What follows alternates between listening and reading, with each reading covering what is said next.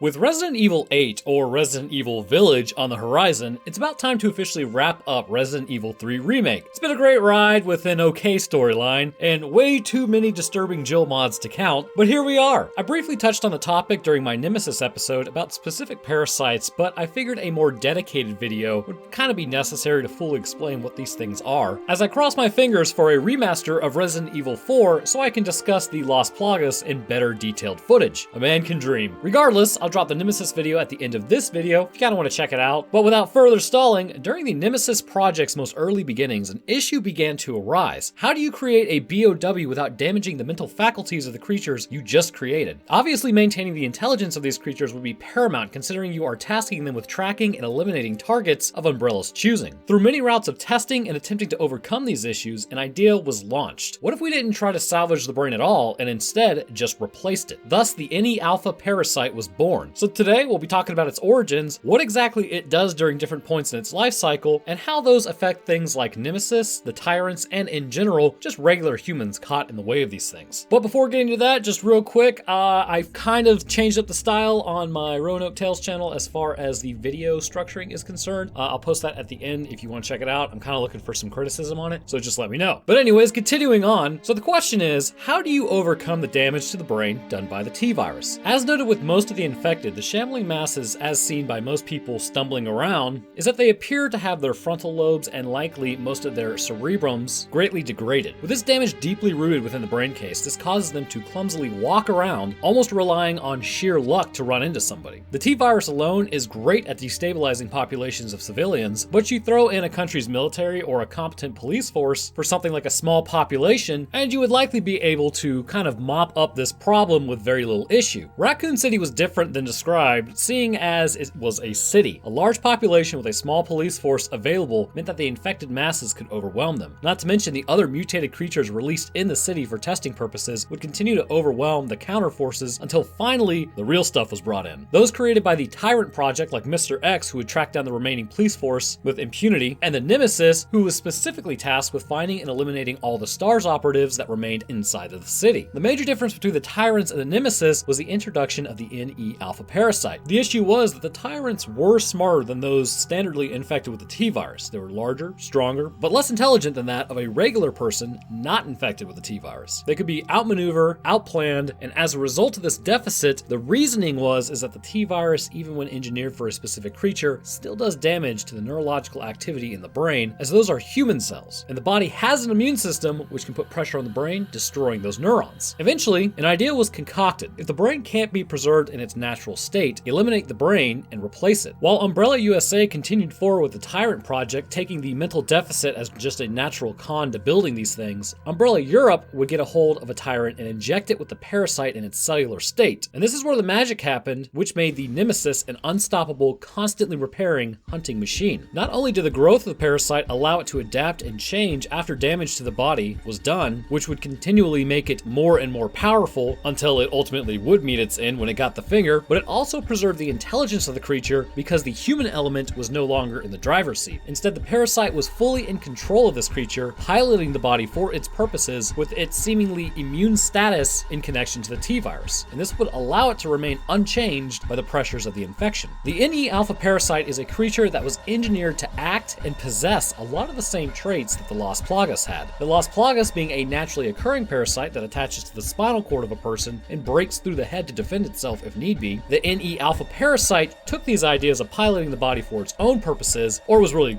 created, and would move a host based on its own wants and needs, or what it was told to do, seeing as it could understand orders. This, however, did create some issues quite obviously. The parasite is smart. Collectively, it has the same intelligence as a human. When contained within the same body, this intellect is shown. Individually or in smaller amounts, the intelligence would appear to be much less, but we will get to that a little bit later on when we discuss the adult form and how it influences the host. So what's the process? Initially, a Tyrant is selected for introduction of the NE Alpha Parasite. However, they will not be implanting an actual adult parasite into the body, and from what is seen, this integration is really not stable. Instead, they will inject the cellular parasite into the brainstem of the Tyrant. Once there, the process continues on, which will result in the end of the Tyrant in the sense of the mind-body connection, and it will actually end up technically ending the Tyrant in the process, but arguably, the mind of the Tyrant is still functional. As the parasite grows from cellular individual to multi-network of tentacles, it will then cut the brainstem of the Tyrant entirely and then attach itself to the top of the spine and now have complete control. In fact, you can see this when it happens at the beginning of Resident Evil 3 when the creature is almost shocked back to life technically. This is the moment that the brainstem was disconnected from the brain and the parasite took over the meat suit. As the parasite continues to grow at this point, its connection with the body will become stronger and stronger as it gains more control over it through stronger linkages between the body's naturally occurring neural tissue and the very obvious dendritic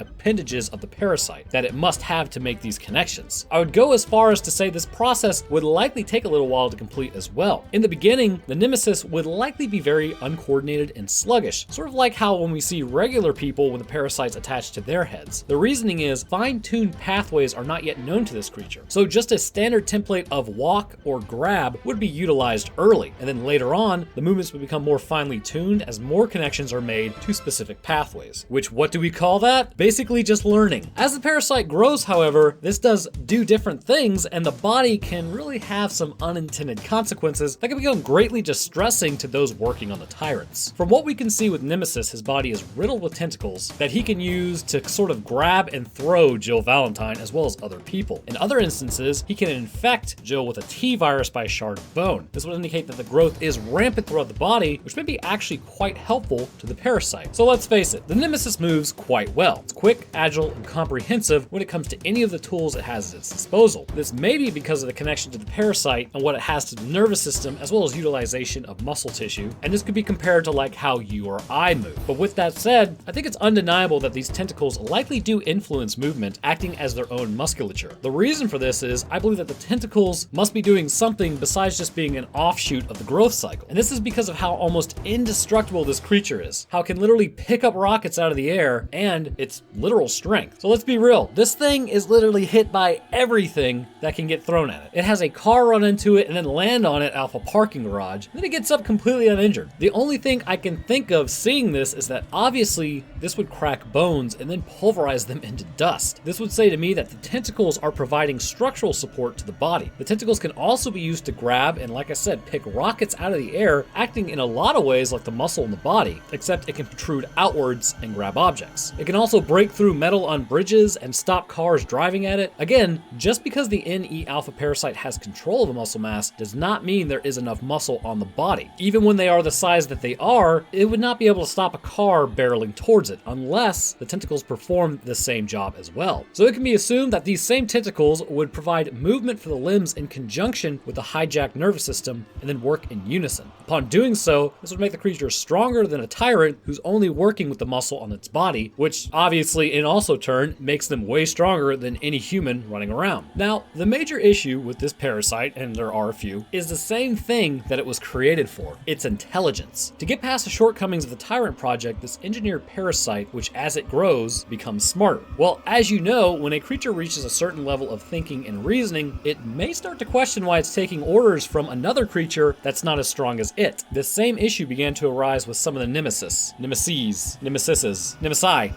whichever. Some were confirmed as becoming self-aware and developed their own motives. This would lead to their termination, as clearly you wouldn't want a creature like this running around with its own thoughts and feelings on what it wanted to do. Most, however, remained within the control of Umbrella, and as a result, those parasite-controlled bodies would be sent out to start their hunting and then prove themselves out in the field. So with the introduction of the parasite in terms of cellular presentation out of the way, they can properly take over a body of a Tyrant, remain impervious to the T-virus, but can utilize it for offensive measures and ultimately create a beast that is much stronger than its original form and also more capable of higher thought, making it tougher to outsmart, outgun, or outrun. Overall, the Nemesis project was quite successful in its hunt against the stars. However, it was not perfect, seeing as Jill was able to overcome the creature in the end. But this is not where the abilities of the parasite end. It does lend credence to the idea that the tentacles are used in some capacity with the integration of the body for stability. So when the Nemesis continues to track Jill into the train routing station, it can be seen that he's been hard at work, not only in there, but also outside of the building. Laying on the ground is a person who has clearly been taken out. They don't appear infected and instead are just completely bodied. Even in this state, however, Nemesis is able to use one of his parasites that he contains within his body to transfer it to the body of this person. This does two things. First, it infects the body with the T-virus, and this is crucial as the parasite attaches to the body. If the system is completely unresponsive to electrical impulses of the parasite, then it still will not move and may be too far gone. The virus enters the body via inoculation brain, it immediately begins reactivating long since gone organs and pathways. This allows the body to be relatively functional for the parasite. Second, it takes the person's brain out of commission. Attaching to the head of a person, it's unsurprising it is able to get them up and running again. Much like a cellular parasite's ability to detach the brain from the spine by interrupting this connection at the brainstem, the creature does the same thing. With the body capable of movement thanks to T-virus, they more bluntly separate the brain from the body and then take over movement. This creates a being that is incredibly clumsy but still capable of movement. Concerning musculature, this is not apparently lost even after being transferred to the body of a regular person. When you get too close, the creature will protect itself and its ride by shooting a tentacle out and injuring Jill. And we've also seen that the parasite is able to repatriate bone where it needs to be, so when it closes up, it's